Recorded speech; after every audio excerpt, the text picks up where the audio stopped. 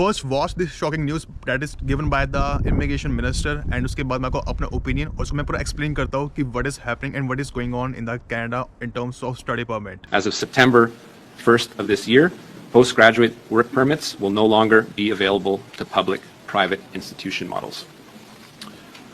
Thirdly, in the coming weeks, we will be announcing that open work permits will only be allowed and be available to spouses of international students enrolled in master's and doctoral programs, as well as professional programs such as medicine and law. Spouses of international students enrolled in other levels of study, including undergraduate and college programs, will no longer be eligible. To be clear, the cap will not apply to applicants within Canada looking to extend their studies, as it wouldn't be fair to prevent someone from finishing the program, nor will the cap have an effect on study permit holders currently in Canada.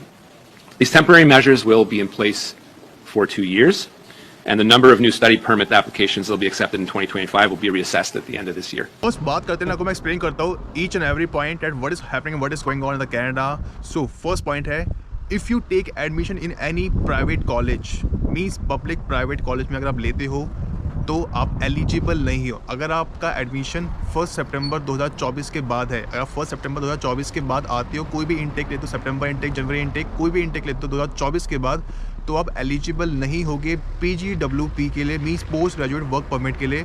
That means अगर आप कोई भी private college में admission लेते हो, कोई भी course लेते हो, तो आपको वर्क परमिट नहीं मिलेगा. और आपको मैं इस चीज़ के रिगार्डिंग में पहले बता चुका हूँ, कभी भी प्राइवेट कॉलेज में एडमिशन नहीं लेना चाहिए and always go into the public university. Always doesn't matter किसी भी प्रोविंस में हो, never take any admission in the private college, क्योंकि उसमें आपको वर्क परमिट नहीं मिलता. It's just a waste of time and it's just a waste of money. If you are married and if you want to call your husband or wife on the spouse open work permit, वो भी बहुत मुश्किल हो गया है और तभी possible है अगर आप स्टडी वीज़ा पे आते हो. अगर आप सितंबर 1, 2024 के बाद आते हो और अगर आपने कोई भी कोर्स लिया है लाइक सर्टिफिकेट, डिप्लोमा या अंडर ग्रेजुएट, तो उसमें आप एलिजिबल नहीं हो. एलिजिबल आप तभी हो अगर आप मास्टर डिग्री लेते हो, आप कोई प्रोफेशनल कोर्स लेते हो, चाहे वो मेडिसिन हो, लॉ से रिलेटेड हो, या आप डॉक्टरल डिग्री लेते हो या उन कोर्सेज में आप एनरोल करते हो, तभी पॉसिबल है. तभी आप अपने हस्बैंड या वाइफ, डैट मीन्स आप अपने स्पाउस को बुला सकते हो. अगर आप कोई भी certificate, diploma course, under graduate course लेते हो, यू आर नॉट एलिजिबल. आपको पहली बात तो वर्क परमिट नहीं मिलेगा. दूसरी चीज़, आप अपने स्पाउस को भी नहीं बुला सकते हो और वो उसको वर्क परमिट नहीं मिल पाएगा, ना कि इन शॉर्ट उसको स्पाउस वीज़ा नहीं मिलेगा. पॉसिबल तभी है even if you enrol on master degree, doctoral degree, professional course like medicine and law. Otherwise, it's not possible. I would recommend you, advise you. Canada के हालात बहुत बुरे चल रहे हैं, कैपिंग चल रही है, रिस्ट्रिक्शन चल रही है इंटरनेशनल स्टूडेंट्स पे.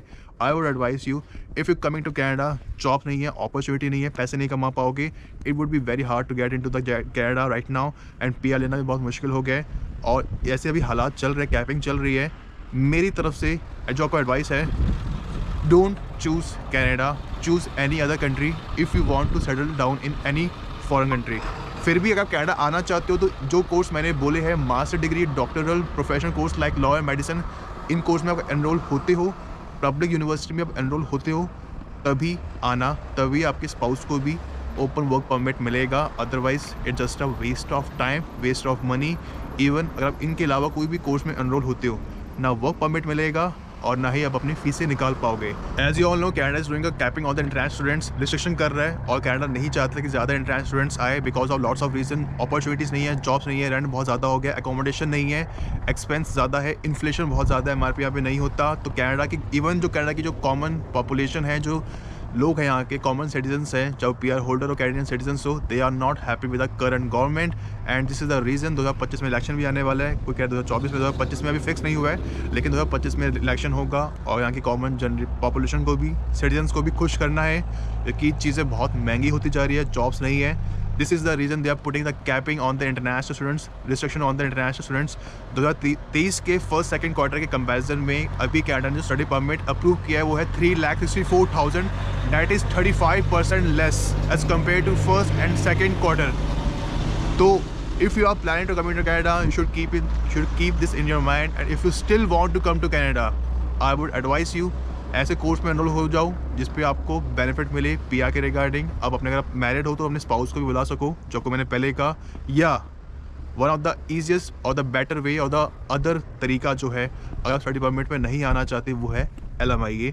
बट मेक श्योर LMI में भी PR मिलना आजकल मुश्किल हो गया है. It's all depend your province, your city, your industry, किस इंडस्ट्री में वर्क करते हो, आपका जॉब कोड, आपका नॉक कोड, आपकी कैटेगरी क्या है, बहुत मैटर करती है, और आपको कितने आवर्स मिल रहे हैं, ये सारी चीज़ें मैटर करती है. इसके रिगार्डिंग LMI के रिगार्डिंग मैं वीडियो बना चुका हूँ जो 1-2 दिन में आ जाएगी. I would recommend you watch this video, watch that video, sorry, and you will understand कि आपको LMI पे आना चाहिए या नहीं आना चाहिए, and which one would be better, LMI या स्टडी परमिट. सो आखिरी में एक चीज़ कहना चाहूँगा, if you are plan to come into Canada, take decision very wisely, research, and उसके बाद ही आना कि आपको आना चाहिए या नहीं आना चाहिए. Otherwise it would be disaster for you if you come to Canada. तब तक के लिए गुड बाय.